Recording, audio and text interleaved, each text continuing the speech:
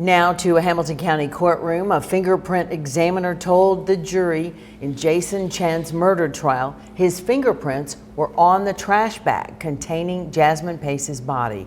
Chen is charged with the murder of Jasmine. Now, other evidence presented today includes cell phone records presented by Mark Hamilton, a former Chattanooga Police Department forensic technician. He's an expert witness in digital forensic, which includes phone records. Now, the phone records start on November 22nd, 2012, when Jasmine's phone is pinged going to Chen's apartment on Tremont Street. The next day at 2:15 a.m., Jasmine texts her location at Chen's apartment to her mom. 8 hours later, both Chen and Jasmine's phones ping at Walmart.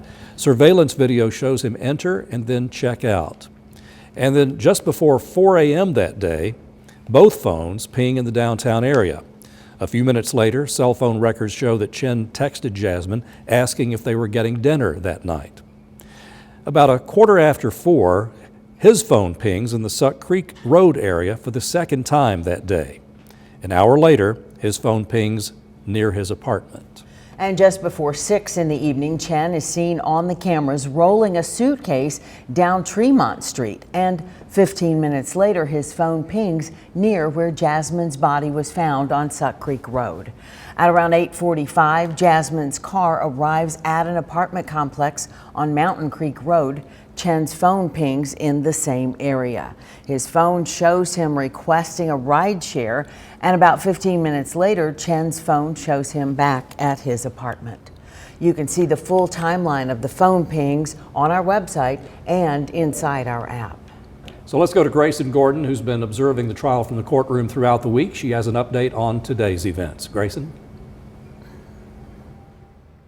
Yes, David, Cindy, I wanted to correct one thing in those headlines. We know that Jasmine's SIM card was found in Jason's backpack when he was picked up from his parents' home. It was not in his phone at that time. Just want to make sure we have that for certain and clarify that. Now, we've been comparing evidence in the trail of location data left behind from Chen's phone, but the morning was spent looking at fingerprint evidence. Chattanooga Police Lieutenant David Franklin is a certified fingerprint examiner and admitted as an expert witness. We also heard from a second certified fingerprint examiner, Sergeant William Sayers, who was called in to check Franklin's work. Franklin provided updates of fingerprints found and evidence from throughout the case compared to Chen's prints. And this is a look at those fingerprints. And then the two prints of quality to examine from that garbage bag around the body of Jasmine Pace were made by who? Were made by Jason Chen. The prints of value were made by Jason Chen. What is the job of the verifier? Well, as the verifier, you're trying to disprove what the initial examiner come up with. And you're reviewing all the evidence and doing your own independent analysis, comparison, and evaluation to ensure that the best possible answer is achieved and reported out.